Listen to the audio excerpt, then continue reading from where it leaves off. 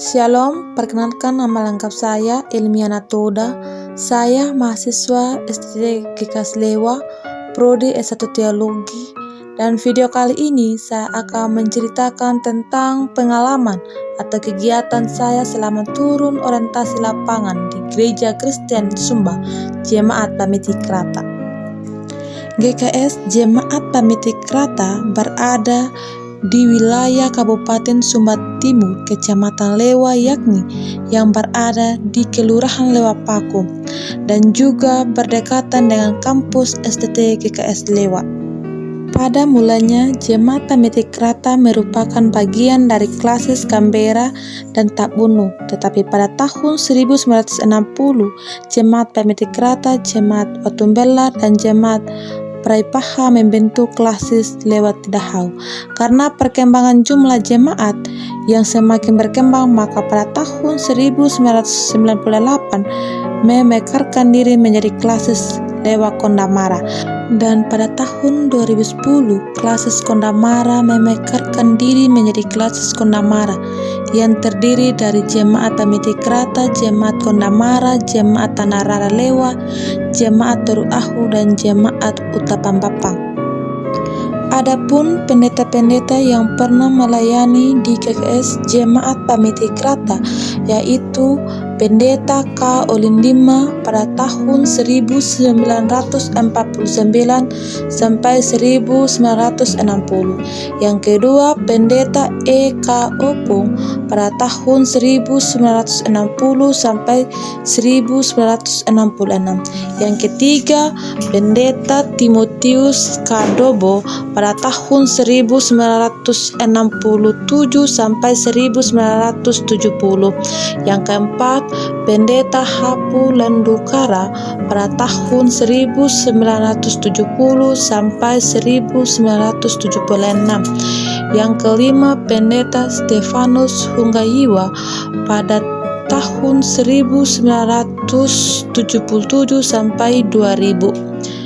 Yang keenam, Pendeta Pir Taka MSI pada tahun 1993 sampai 1998. Yang ketujuh, Pendeta David Yemondima STH pada tahun 1998 sampai sekarang. Yang kedelapan, Pendeta Luciana Umbulolo STH pada tahun 2006 sampai sekarang.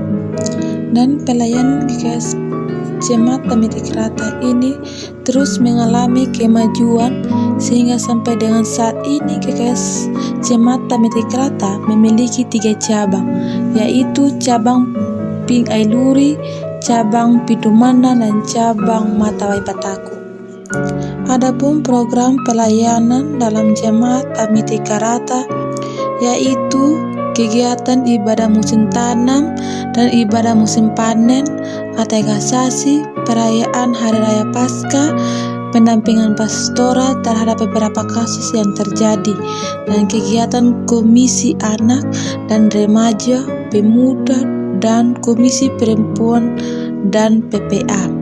Adapun ibadah minggu, ibadah rumah tangga, dan rapat majelis lengkap.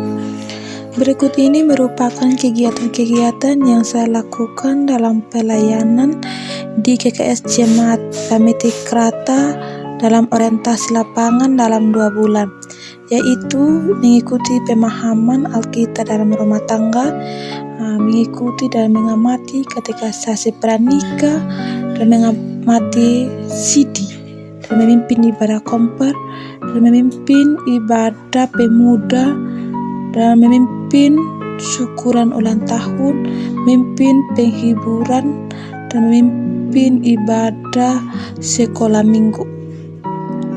Dan saya pun melakukan kegiatan menanam bibit sayur yang diberikan oleh kampus, dan hasilnya pun sangat memuaskan.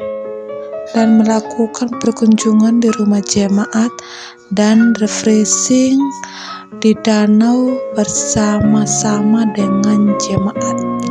Dan saya diberikan kesempatan untuk memimpin ibadah minggu di cabang Matawai Pataku.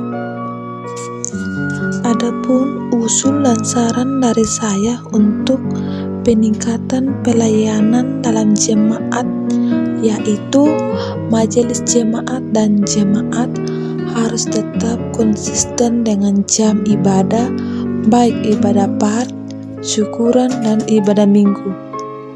Dan juga majelis jemaat yang ada di setiap lingkungan harus lebih berperan aktif dan terlibat dalam pelayanan part yang ada di tiap-tiap lingkungan masing-masing.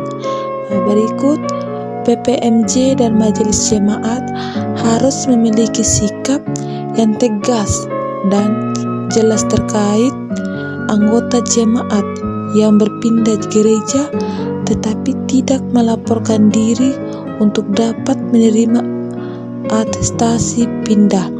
Dan bagi sebagian warga jemaat yang termasuk dalam struktur organisasi diharapkan lebih berperan aktif agar kegiatan direncanakan dapat berjalan dengan baik, serta pekerjaan dan majelis jemaat harus lebih membangun komunikasi yang internal dengan jemaat sehingga lebih memahami pergumulan jemaat dan lebih memperhatikan jadwal part sehingga tidak ada anggota jemaat yang tidak menerima pelayanan atau terlewatkan.